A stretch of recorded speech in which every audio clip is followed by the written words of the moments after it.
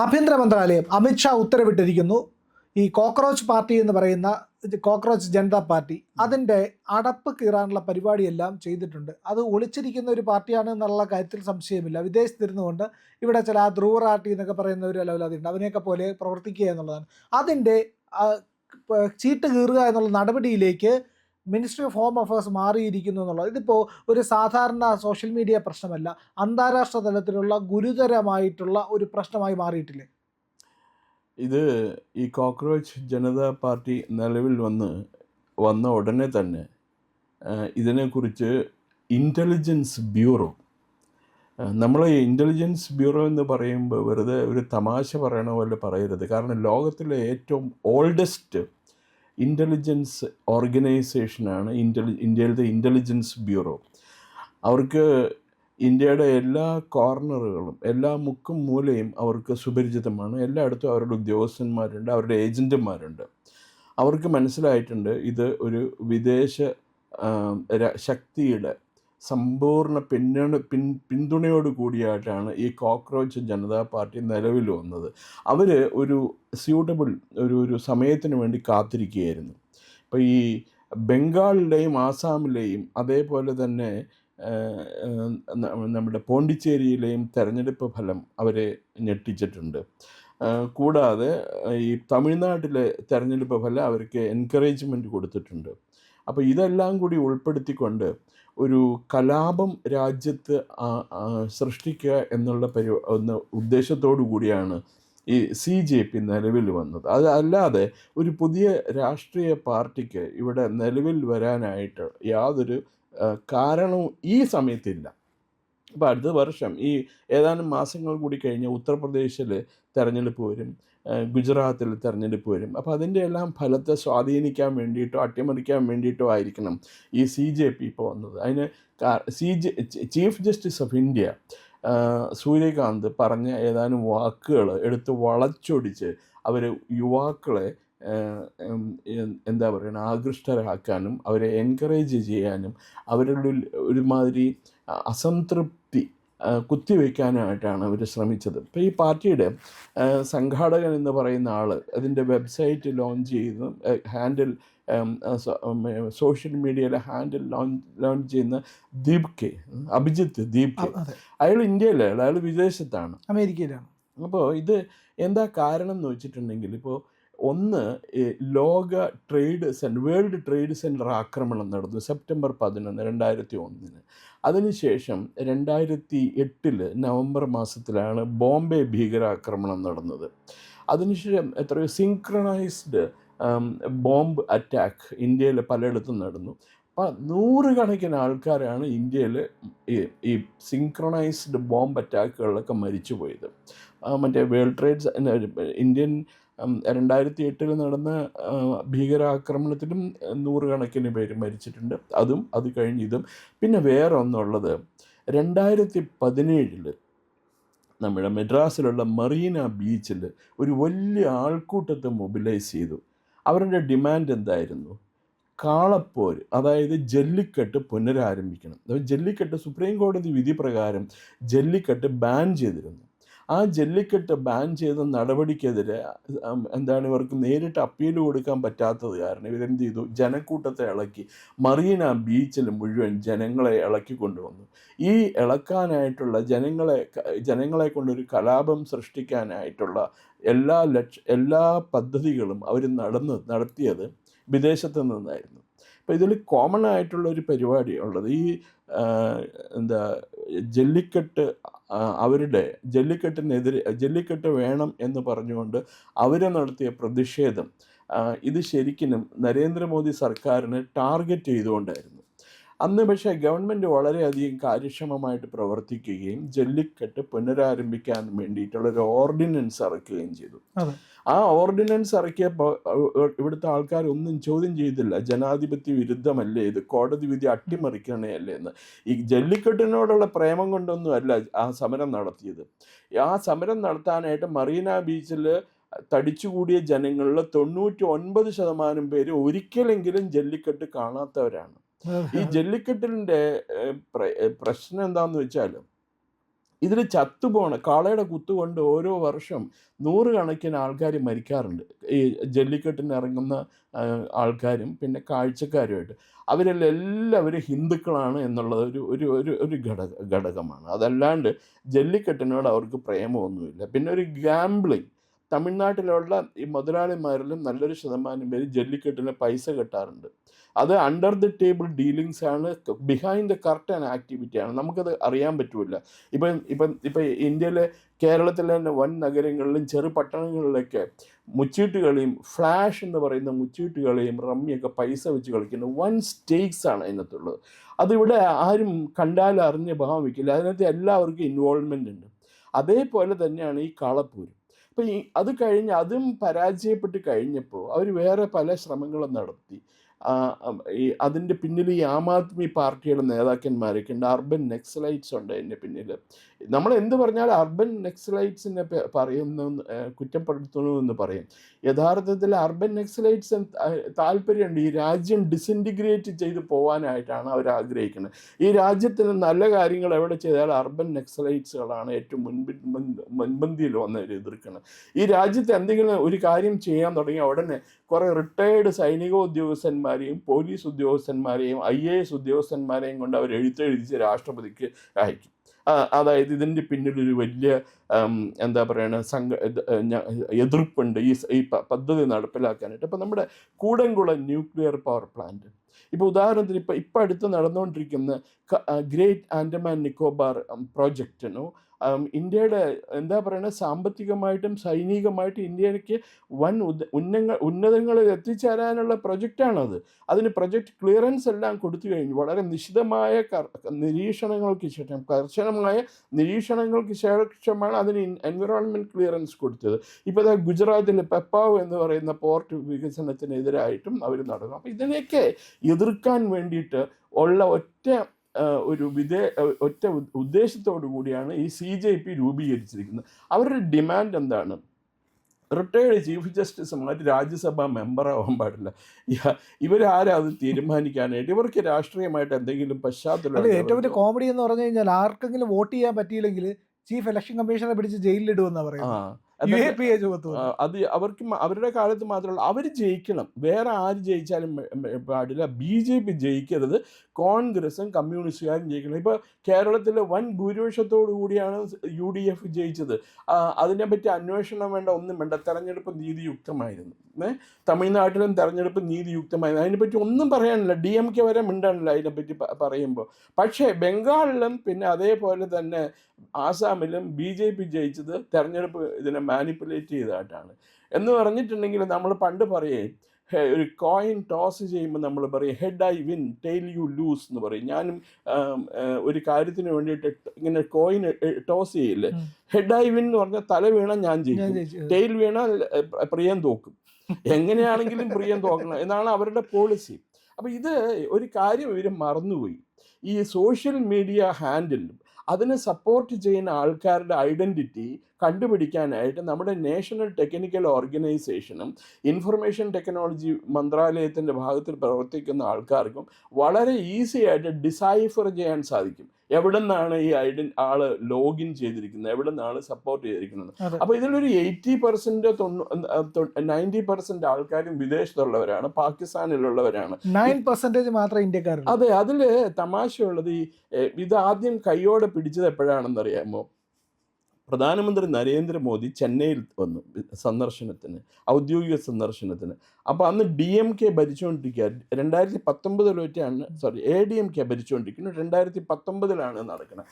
അദ്ദേഹത്തിനെതിരെ സോഷ്യൽ മീഡിയയിൽ വളരെ ഒരു തരംഗം, Modi go back, Modi go back, you are not welcome in Chennai or in Tamil Nadu എന്നും പറഞ്ഞുകൊണ്ട്, യു ആർ ആൻറ്റി തമിഴ് എന്നെല്ലാം പറഞ്ഞുകൊണ്ട് ഇത് നടത്തി.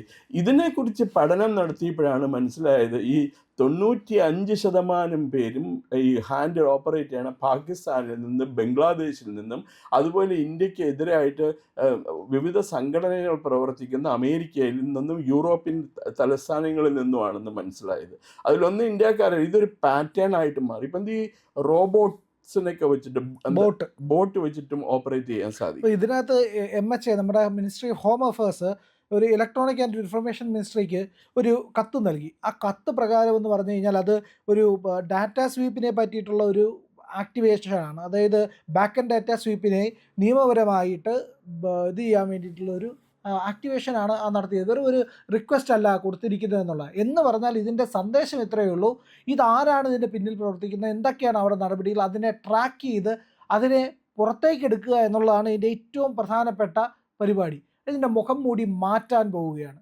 ഇതാരാണ് എന്നുള്ളത് ഈ പറയുന്ന ഈ കോക്രോച്ച് പാർട്ടിയുടെ ഇതൊക്കെ വീഡിയോ ഒക്കെ വെളിയിൽ വന്നപ്പോൾ തന്നെ ആൾക്കാർ പറഞ്ഞു കോക്രോച്ച് മുക്ത് ഭാരത് എന്ന് പറയുകയും ചെയ്തു. ഇതിനെതിരായിട്ട് ഹിറ്റ് പാർട്ടി ഉണ്ടായി, ഹിറ്റ് ജനതാ പാർട്ടി ഉണ്ടായി. അത് ഈ കോക്രോച്ചുകളെ ഇല്ലാതാക്കാൻ വേണ്ടിയിട്ടാണ്.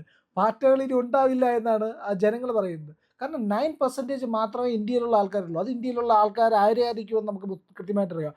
ഒന്ന് ഈ പറയുന്ന ഇസ്ലാമിസ്റ്റുകൾ, 2 കോൺഗ്രസിനെ പിന്തുണയ്ക്കുന്ന ഒരു മൈനോറിറ്റി ഗ്രൂപ്പ്, അത്ര മാത്രമാണുള്ളത്. ബാക്കി ഇതിന്റെ 49% ഇവാഞ്ചലിസ്റ്റുകളും. കാരണം കഴിഞ്ഞ ദിവസം ആരോ പറഞ്ഞു തൃശ്ശൂരിലുള്ള ഒരു പെൺകുട്ടിയാണ് ഇവിടുത്തെ ഇതിന് നേതൃത്വം നൽകുന്നത്. എഴുന്നേറ്റ് നിൽക്കാൻ പോലും ജീവനില്ലാത്ത ആ പെൺകുട്ടിക്ക് എന്ത് ചെയ്യാൻ സാധിക്കും? അവർ TV ചാനലുകളിൽ വന്നിരുന്ന് ചർച്ച നടത്തി അവർക്ക് പബ്ലിസിറ്റി, ചീപ്പ് പബ്ലിസിറ്റി നേടാൻ. അല്ല സാർ, ഇതൊരു അൺകൺട്രോൾഡ് മോബാണ്. ആ മോബിൻ്റെ പ്രത്യേകത എന്ന് പറഞ്ഞു കഴിഞ്ഞാൽ ഈ പറയുന്ന ആരും നിയന്ത്രിക്കാനില്ല, ഇവർക്കൊരു നേതൃത്വമില്ല, ഐഡിയോളജി ഇല്ല. ഇവർ ഉണ്ടായിരിക്കുന്ന പ്രവർത്തനം എന്ന് പറഞ്ഞു കഴിഞ്ഞാൽ തന്നെ ഒരു anti national, anti social elements ആണ് ഇതിൻ്റെ അകത്തുള്ളത്.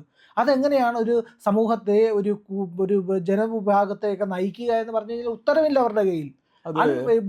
മെച്ചോർഡ് അല്ലേ, ഇമ്മച്ചുവറാണ് അവർ. പ്രിയൻ, കഴിഞ്ഞ ദിവസം നമ്മളുടെ തുഗ്ലക് മാസികയുടെ പത്രാധിപരും പ്രമുഖ സാമ്പത്തിക വിദഗ്ധനുമായിട്ടുള്ള എസ് ഗുരുമൂർത്തി ഒരു എഡിറ്റോറിയൽ എഴുതിയിട്ടുണ്ടായിരുന്നു തുഗ്ലക്കിൽ. അത് ഞാനത് കണ്ടത് റിപ്പബ്ലിക് TVയുടെ വെബ്സൈറ്റാണ്. റിപ്പബ്ലിക് വേൾഡിൽ ആ എഴുത്ത് ട്രാൻസ്ലേറ്റ് ചെയ്ത് പബ്ലിഷ് ചെയ്തിട്ടുണ്ടായിരുന്നു എഡിറ്റോറിയലായിട്ട്. അപ്പോൾ അതിൽ അദ്ദേഹം ഈ വിജയ്, തമിഴ്നാട്ടിലെ ജോസഫ് വിജയ് എന്ന് പറയുന്ന മുഖ്യമന്ത്രിയെ അദ്ദേഹം ശരിക്കും എക്സ്പോസ് ചെയ്തിരിക്കുകയാണ്. ഈ ജോസഫ് വിജയ് എന്ന് പറയുന്ന വ്യക്തി ക്രിസ്ത്യനാണ് എന്നുള്ള വിവരം വളരെ കുറച്ച് പേർക്കേ അറിയുള്ളൂ. കാരണം അയാൾ സിനിമയിൽ വന്നപ്പോൾ ഈ ജോസഫ് വിജയ് എന്നുള്ള പേര് അയാൾ ഉപയോഗിച്ചിട്ടില്ലായിരുന്നു. അയാൾ ആദ്യമായിട്ട് അയാളുടെ പേര് ജോസഫ് വിജയ് ആണെന്ന് പറയുന്നത് സത്യപ്രതിജ്ഞ ചെയ്യുന്ന സമയത്താണ്. അതുവരെ അയാളുടെ ക്രിസ്ത്യൻ ഐഡന്റിറ്റി അയാൾ ഒളിച്ചു വെച്ചിരുന്നു. അത് മാത്രമല്ല, തമിഴ്നാട്ടിലെ പല രാഷ്ട്രീയ നേതാക്കന്മാർ, ഉദാഹരണത്തിന് മുൻ ലോക്സഭ ഡെപ്യൂട്ടി സ്പീക്കർ തമ്പിദുരൈ, അതേപോലെ തന്നെ ഇപ്പോഴത്തെ DMK മന്ത്രിസഭയിൽ DMKയുടെ നേതാവ് മുൻ മന്ത്രിയായിരുന്ന അനിത രാധാകൃഷ്ണൻ, പിന്നെ വേറെ അപ്പാവു എന്ന് പറയുന്ന ഒരു സ്പീക്കർ, ഇവരെല്ലാം ക്രിസ്ത്യൻസാണ്. ഇവരാരും അവരുടെ ക്രിസ്ത്യൻ ഐഡൻറ്റിറ്റി വെളിപ്പെടുത്തിയിട്ടില്ല. ഇവരും അധികാരം കിട്ടി ഈ ജോസഫ് വിജയ് മുഖ്യമന്ത്രിയായി കഴിഞ്ഞപ്പോൾ I M A Christian, I M for the minorities എന്നാണ് അയാൾ പറഞ്ഞത്. ഈ ക്രിസ്ത്യനായ വിജയന് മുഖ്യമന്ത്രിയാവാൻ കഴിഞ്ഞത് തന്നെ മൈനോറിറ്റീസിന് ഇന്ത്യയിൽ കൊടുക്കുന്ന ആദരവിൻ്റെ പുറത്തല്ലേ? അപ്പോൾ പിന്നെ അയാൾക്ക് പറയാൻ പറ്റുമോ അയാളുടെ പ്രധാന ഉത്തരവാദിത്വം മൈനോറിറ്റീസിനെ സംരക്ഷിക്കുകയാണെന്ന്? മൈനോറിറ്റീസ് എന്ത് പീഡനം ഫേസ് ചെയ്യുന്നുണ്ട് തമിഴ്നാട്ടിലോ അല്ലെങ്കിൽ ഇന്ത്യയുടെ ഭാഗത്തോ പറഞ്ഞുകൊണ്ടിരിക്കുകയാണ്. അപ്പം അയാൾ മുഖ്യമന്ത്രിയായി കഴിഞ്ഞാൽ അയാൾ ക്രിസ്ത്യനോ ബ്രാഹ്മണനോ നായരോ തമിഴനോ അണ്ണാച്ചിയോ ഒന്നുമല്ല. അയാൾ മുഖ്യമന്ത്രിയാണ്, തമിഴ്നാട്ടിലെ ജനങ്ങളുടെ മുഖ്യമന്ത്രിയാണ്. അവരുടെ മൊത്തം സംരക്ഷണത്തിന് വേണ്ടിയിട്ടാണ് അയാൾ വർക്ക് ചെയ്യേണ്ടത്. അതല്ലാതെ അയാൾ ഈ പറഞ്ഞത് ഞാൻ ക്രിസ്ത്യനാണെന്നും ഞാൻ ക്രിസ്ത്യാനികളെ സംരക്ഷിക്കാൻ വേണ്ടിയിട്ടുള്ള മുഖ്യമന്ത്രിയാണെന്ന് അയാൾ പറഞ്ഞത് ആ പദവിയുടെ യോജിക്കാത്തൊരു പരിപാടിയും അയാളുടെ ഇമ്മച്യൂരിറ്റി, പക്വതയില്ലായ്മയാണ് കാണിക്കുക. അത് മാത്രമല്ല, അയാളുടെ പാർട്ടി എന്ന് പറയുന്നത് വെറും ഒരു മോബാണ്. വെറും ഒരു, നേരത്തെ പ്രിയൻ പറഞ്ഞില്ലേ മോബ് എന്ന് പറഞ്ഞില്ലേ, കോക്രോച്ച് ജനതാ പാർട്ടി, അതേപോലെ ഒരു മോബാണ്. ഈ മോബ് ഫ്രൻസിയുടെ ഭാഗത്താണ് അയാൾക്ക് ഇത്രയും 108 സീറ്റ് കിട്ടിയത്. അയാൾക്ക് ഒരിക്കലും കിട്ടാൻ പാടില്ലാത്തതായിരുന്നു അത്. അതൊരു എന്താ പറയണ അബറേഷൻ, അതല്ലെങ്കിൽ ഒരു അതിനെ വിശേഷിപ്പിക്കുക. അബറേഷന് മലയാളം വാക്കുന്നാന്ന് എനിക്ക് പെട്ടെന്ന് കിട്ടണില്ല. അതൊരു അബറേഷനാണ്. അയാൾക്ക് അർഹിക്കാത്തതാണ് അയാൾക്ക് കിട്ടിയിരിക്കുന്നത്. ഇനി അത് കഴിഞ്ഞ് അയാൾ നിയമസഭയ്ക്കകത്ത് സ്റ്റാലിൻ്റെ മകനെ കൊണ്ട് അയാൾ പ്രസംഗിച്ചു സനാതന ധർമ്മത്തെ അടിച്ചു തകർക്കുക എന്നുള്ളത്. കാരണം എന്താണെന്നറിയാമോ? അയാൾക്ക് അഡ്വൈസ് കിട്ടിയിട്ടുണ്ട്, നിയമസഭയിൽ ആരെന്ത് പറഞ്ഞാലും നമുക്ക് കോടതിയിൽ ചോദ്യം ചെയ്യാൻ പറ്റൂല എന്ന്. ഇതേ ഉദയനിധി സ്റ്റാലിൻ ഇപ്പോഴും കേസ് നേരിട്ടുകൊണ്ടിരിക്കുക. സുപ്രീം കോടതിയിൽ വരെ കേസ് നടക്കുന്നുണ്ട്.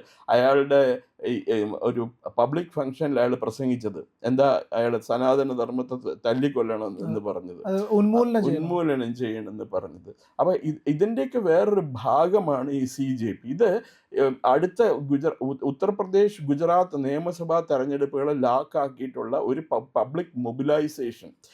ഈ ഇവാഞ്ചലിസ്റ്റുകൾക്ക് ഒരു കോഡ് വേർഡ് ഉണ്ട്, ഓപ്പറേഷൻ മൊബിലൈസേഷൻ എന്ന് പറയും. അപ്പോൾ അതിൻ്റെ ഒരു ഭാഗമായിട്ടാണ് ഈ CJPനെ കണക്കാക്കേണ്ടത്. അവർക്ക് രാഷ്ട്രീയമായിട്ടൊരു ഐഡിയോളജി ഇല്ല, അവർ എന്താണ് ചെയ്യാൻ പോകണമെന്ന് അറിയില്ല. കുറേ വേവേഡ് യൂസ്, വഴിപഴച്ച കുറേ യുവാക്കളും മധ്യവയസ്കന്മാരും, പിന്നെ അരവിന്ദ് കേജ്രിവാളിനെ പോലുള്ള, അരവിന്ദ് കേജ്രിവാളിൻ്റെ കച്ചവടം തീർന്നു, ഡൽഹിയിൽ കച്ചവടം കൂട്ടി. ഡൽഹിയിൽ പഞ്ചാബിൽ എക്സ്പോസ്ഡ് ആയിക്കൊണ്ടിരിക്കുകയാണ് സാർ. ഇവരുടെ മുഖംമൂടിയൊക്കെ പോയി, ഇവരുടെ IP അഡ്രസ്സ് ട്രേസ് ചെയ്തുകൊണ്ടിരിക്കുകയാണ് MHA. അതുപോലെ തന്നെ ഇവരുടെ ഡിവൈസ് ID-കൾ, ഇവരുടെ ഫോൺ നമ്പറുകൾ, ഇത് ലിങ്ക് ചെയ്തിരിക്കുന്ന ബാങ്ക് അക്കൗണ്ടുകൾ, അതിൻ്റെ അഡ്രസ്സുകൾ, പേഴ്സൺ ID, അതിൻ്റെ മണി ട്രാൻസാക്ഷൻസ്, ഇതെല്ലാം പുറത്തെടുത്തുകൊണ്ടിരിക്കുക MHA. അതായത് ഇത് തനിയെ ഉണ്ടായ ഒരു മൂവ്മെൻ്റ് അല്ല എന്നുള്ളത്, ഇതൊരു രാഷ്ട്രീയ പാർട്ടിയുടെ പ്രോക്സിയാണ്. പാകിസ്ഥാൻ എങ്ങനെയാണ് ഈ പറയുന്ന ലഷ്കർ ഇ തോയ്ബയൊക്കെ പ്രവർത്തിക്കുന്നത്, അതുപോലെ നമ്മുടെ ഈ പറയുന്ന രാജ്യത്തുള്ള രാഷ്ട്രീയ പാർട്ടിയുടെ ഒരു പ്രോക്സിയാണ് ഈ പറയുന്ന കോക്രോച്ച് ജനതാ പാർട്ടി എന്നുള്ളതാണ്. അത് മാത്രവുമല്ല, ഇതിൻ്റെ ട്രാൻസ്നാഷണലായിട്ടുള്ള ഒരു ഇൻ്റലിജൻസ് ഓപ്പറേഷനായിട്ട് MHAയുടെ പ്രവർത്തനം മാറിയിട്ടുണ്ട്. ഇതിപ്പോൾ ഒരു സാധാരണമായിട്ടുള്ള ഒരു മോബിൻ്റെ ഒരു, നമ്മുടെ മുമ്പ് പറഞ്ഞിട്ടില്ല, ഇന്ത്യ അഗെയിൻസ്റ്റ് കറപ്ഷൻ ഉണ്ടായിരുന്നല്ലോ സാർ, അണ്ണാ ഹസാരെയുടെ, അതുപോലത്തെ ഒരു മൂവ്മെൻ്റ് അല്ല ഇത്. ഇതൊരു ട്രാൻസ്നാഷണലായിട്ടുള്ള ഇൻ്റലിജൻസ് ഓപ്പറേഷനായിട്ട് MHA ഇതിനെ കണക്കാക്കിയിരിക്കുകയാണ്. അതെ, അത് തീർച്ചയായിട്ടും. കാരണം ഈ ഇന്ത്യ എഗെയിൻസ്റ്റ് കറപ്ഷൻ എന്ന് പറഞ്ഞ അണ്ണാ ഹസാരെയുടെ പ്രോഗ്രാമിന് ഒരു കാരണമുണ്ടായിരുന്നു. അന്ന് UPA ആണ് ഭരിച്ചിരുന്നത്, മൻമോഹൻ സിംഗ്. ഒരു ദിവസം ഒരു scandal A day, corruption charge A day എന്നുള്ള രീതിയിലായിരുന്നു ആ ഗവൺമെൻറ്റിനെതിരെയുള്ള ആരോപണങ്ങൾ മുഴുവൻ. അത് മുഴുവൻ സത്യസന്ധത നിറഞ്ഞ ആരോപണങ്ങളായിരുന്നു. കാരണം എല്ലാത്തിലും തൊട്ടതിനും പിടിച്ചതിനും മുഴുവൻ കൈക്കൂലിയും കമ്മീഷനും കട്ടും ഡിവിഷനും ഇതൊക്കെ കൂടി ചാർജ് ചെയ്ത് കോമൺവെൽത്ത് ഗെയിംസ് നടത്തി ഇന്ത്യയുടെ പേര് നാറ്റിച്ചു വിദേശത്ത് മുഴുവനും. 2G സ്പെക്ട്രം എന്നുള്ളത് ലോകത്തിലെ ഏറ്റവും വലിയ അഴിമതി ആരോപണമായിട്ട് മാറി. അത് തെളിയിക്കുകയും ചെയ്തു. കോടതിയിൽ അത് വരാത്തത് എന്തുകൊണ്ടായിരുന്നു എന്ന് എനിക്കറിയില്ല. പക്ഷേ അതിൻ്റെ അപ്പീൽ നടന്നുകൊണ്ടിരിക്കുകയാണ്. ആദ്യം ആ കേസ് എന്തുകൊണ്ടാണ് തള്ളിയെന്നറിയോ? 2G സ്പെക്ട്രം കേസ് ഡൽഹിയിലൊരു ട്രയൽ കോടതി അവർക്ക് വേണ്ടപ്പെട്ട കടലാസുകളൊന്നും കിട്ടിയില്ല, ഡോക്യുമെൻറ്റ്സ് ഒന്നും കിട്ടിയില്ല. കേന്ദ്ര ഗവൺമെൻറ്റിന് ആ ഡോക്യുമെൻറ്റ്സ് ഫർണിഷ് ചെയ്യാൻ കഴിഞ്ഞില്ല. അതുകൊണ്ടാണ് ആ കേസ് തള്ളിപ്പോയത്. പക്ഷേ ഇപ്പോൾ മിക്കവാറും അപ്പീലിൽ നടന്നുകൊണ്ട് ശക്തമായ വിചാരണ നടന്നുകൊണ്ടിരിക്കുകയാണ്. ആ കേസിൽ അകത്ത് പോകാനുള്ളവർ കുറേ പേര് പോവുക തന്നെ ചെയ്യും. അപ്പോൾ ഇതിന് അങ്ങനെ ഒരു സാഹചര്യം ഉണ്ടായിരുന്നു അന്ന് ഈ ഇന്ത്യ എഗെയിൻസ്റ്റ് കറപ്ഷൻ മൂവ്മെൻറ്റിൻ്റെ. ഇപ്പോൾ ഇങ്ങനെ ഒരു പ്രസ്ഥാനം നിലവിൽ വരാനുള്ള കാരണം നരേന്ദ്രമോദി ഗവൺമെൻറ്റിനെ മോശമായിട്ട് ചിത്രീകരിക്കുക, താഴെ ഇറക്കുക, ഒരു കറക്ഷൻ പറയാനില്ല, അതുകൊണ്ടാണ്. അപ്പോൾ എന്തായാലും ഇതിൻ്റെ ഹാഷ്ടാഗ് പ്രചരിപ്പിച്ച വിദേശ ബോട്ട് നെറ്റ്വർക്കുകളെയും ഓഫ്ഷോർ ഫണ്ടിങ്ങിനെ ഇപ്പോൾ സജീവമായി ട്രാക്ക് ചെയ്യുന്നുണ്ട്. അധികം വൈകാതെ ഈ പാറ്റ ഇന്ത്യയുടെ കരുത്തിൽ ചതഞ്ഞരഞ്ഞു പോകുമെന്നുള്ള കാര്യത്തിൽ സംശയമില്ല. അതും പ്രിയനറിയില്ലേ, ഇന്ത്യ പലപ്പോഴും പശ്ചിമേഷ്യൻ രാജ്യങ്ങൾ പലരുമായിട്ടും പല രാഷ്ട്രങ്ങളായിട്ടും ഇൻ്റലിജൻസ് ഷെയറിംഗ് ഉണ്ട് നമ്മൾ. അതേപോലെ കാര്യം അമേരിക്ക ഇന്ത്യക്കെതിരായിട്ടാണ് പ്രവർത്തിക്കുന്നത് എങ്കിൽ അമേരിക്കയിലെ നല്ലൊരു ശതമാനം ഈ അമേരിക്കൻ രാഷ്ട്രീയ പാർട്ടികൾ, ഡെമോക്രാറ്റിക് പാർട്ടിക്കാണെങ്കിലും ശരി, കൺസർവേറ്റീവ് പാർട്ടിയിലാണെങ്കിലും ശരി, അതിനകത്തുള്ളവരിൽ നല്ലൊരു ശതമാനം ഇന്ത്യക്കെതിരായിട്ടാണ് നിൽക്കുന്നത്. ചർച്ചിന് ഭയങ്കര സ്വാധീനമുണ്ട്. ഈ ചർച്ച് ഇന്ത്യനെ എങ്ങനെയെങ്കിലും ഇന്ത്യ നശിപ്പിക്കണം എന്നുള്ള ആഗ്രഹത്തോടു കൂടിയാണ് വർക്ക് ചെയ്യുന്നത്. അവരെ സംബന്ധിച്ചിടത്തോളം ഞാൻ കഴിഞ്ഞ ദിവസം പറഞ്ഞില്ലേ, ഡൊമിനസ് ജീസസ് എന്ന് പറയുന്ന പദ്ധതി അവർ ശക്തിയായി നടപ്പിലാക്കിക്കൊണ്ടിരിക്കുന്ന ഒരു ഏഷ്യൻ രാജ്യമാണ് ഇന്ത്യ. ഇസ്ലാമിസ്റ്റുകൾ ഗസ്വ ഹിന്ദ് പറയുന്നത് പോലെ. അതെ. അപ്പോൾ അതല്ലാതെ ഈ CJP, ഞാൻ ഇന്നും കൂടി ഒന്ന് രണ്ട് രാഷ്ട്രീയ നിരീക്ഷകരുണ്ട് ഡൽഹിയിലൊക്കെയുള്ള, അവരോട് ചോദിച്ചപ്പോൾ അവർ ഇൻഡിപെൻഡൻ്റ് ആണ്, എല്ലാ അർത്ഥത്തിലും സ്വതന്ത്രരാണ്. അവർ നരേന്ദ്രമോദിയെ ക്രിട്ടിസൈസ് ചെയ്യുന്നവരുണ്ട് അതിനകത്ത്. നരേന്ദ്രമോദിയെ ഒന്നും അധികം തെറ്റുകളൊക്കെ ചൂണ്ടിക്കാണിക്കുന്ന ആൾക്കാരാണ്. അവർ പറയണത് ഈ CJP എന്ന് പറയുന്നത് from the beginning it self അതൊരു ഡൂബിയസ് നേച്ചറാണ്. ചീഫ് ജസ്റ്റിസ് പറഞ്ഞതല്ല മാധ്യമങ്ങൾ റിപ്പോർട്ട് ചെയ്ത്. എനിക്ക് തോന്നുന്നു ഞാൻ പാറ്റകളെന്നൊക്കെ ഉള്ള ചീഫ് ജസ്റ്റിസിൻ്റെ അഭിപ്രായം ഒരു പത്രത്തിൽ വന്നപ്പോൾ ഞാനത് പ്രിയനുമായിട്ട് സുനിലായിട്ട് സംസാരിച്ചിരുന്നതാണ്. നമ്മളത് പറയുകയും ചെയ്തു. ഇതിൻ്റെ തുടർന്നിട്ടായിരിക്കും ഇനിയുള്ള ദിവസങ്ങളിൽ വിവാദങ്ങൾ പൊട്ടിപ്പുറപ്പെടാൻ പോകുന്നതെന്ന് പറയുകയും ചെയ്തു. അത് ഇപ്പോൾ യാഥാർത്ഥ്യമായിരിക്കുകയാണ്. പക്ഷേ ഇത് ഒരു പബ്ലിസിറ്റി കിട്ടാൻ വേണ്ടിയിട്ട് മാത്രം ചെയ്തിരിക്കുന്ന ഒരു ഒരു ഇതാണ്. ഇത് ടെസ്റ്റ് ഡോസ് ആണോ അതോ ഇത് ഗൗരവത്തോടു കൂടി ഉള്ളതാണോ എന്നുള്ളത് അറിയില്ല. പക്ഷേ എനിക്കൊരു കാര്യം മനസ്സിലാകാത്ത, എങ്ങനെയാണ് യുവാക്കൾ ഈ പ്രസ്ഥാനത്തിലേക്ക് നുഴഞ്ഞു കയറി അവർക്ക് കിട്ടുന്ന അട്രാക്റ്റഡ് ആവുന്നത് എന്നുള്ളതിൻ്റെ കാരണം, അതിനെ പറ്റിയിട്ട് ഗവൺമെൻറ് അതുപോലെ തന്നെ സാമൂഹ്യ സംഘടനകളും ഇന്ത്യയിലെ രാഷ്ട്രീയ പ്രസ്ഥാനങ്ങളും ഒരു അന്വേഷണം നടത്തേണ്ടതാണ്. അതല്ലെങ്കിൽ ഇത് അപകടകരമാണ്. ഇന്ന് പാറ്റ ജനതാ പാർട്ടി ആണെങ്കിൽ നാളെ കുരങ്ങൻ ജനതാ പാർട്ടി വരും, മറ്റന്നാൾ വേറെ എന്തെങ്കിലും പഴുതാര ജനതാ പാർട്ടി വരും. ഇതിങ്ങനെ വരാനായിട്ടുള്ള സാധ്യതകൾ ഉണ്ട്. ഇപ്പോൾ it's A free democracy India എന്ന് പറയുന്നത്. നമുക്കിവിടെ ഫ്രീഡം എന്ന് പറയുന്നത് ടു മച്ച് ഫ്രീഡം നമുക്കുണ്ട്. ഫ്രീഡം ഒരിക്കലും എല്ലായിടത്തും ഈ പറയുന്ന അമേരിക്കയിൽ ഉൾപ്പെടെ പല റെസ്ട്രിക്ഷൻസ് ഉണ്ട് ഒരാളുടെ പ്രവർത്തനത്തിൽ മുഴുവൻ. അതിവിടെ ഇല്ല നമ്മുടെ നാട്ടിൽ. നമ്മൾ എല്ലാത്തിനെയും എന്താ പറയുന്നത് ലാഘവത്തോടു കൂടിയാണ് നമ്മൾ കാണുന്നത് മുഴുവൻ. അത് നമ്മൾ മാറ്റണം. അത് മാറ്റിയിട്ടില്ലെങ്കിൽ ഈ രാജ്യത്തിന് തന്നെ അപകടമായിട്ട് വരും. അത് പ്രിയപ്പെട്ട പ്രേക്ഷകരെ, നമ്മൾ ഇന്ത്യ ലൈവ് ഇത്തരം ഒരുപാട് വിവരങ്ങൾ നിങ്ങളുടെ അടുത്തേക്ക് എത്തിക്കുന്നുണ്ട്. നമ്മുടെ ചാനൽ ഇതുവരെ സബ്സ്ക്രൈബ് ചെയ്യാത്തവർ ഉറപ്പായിട്ടും ചെയ്യണം.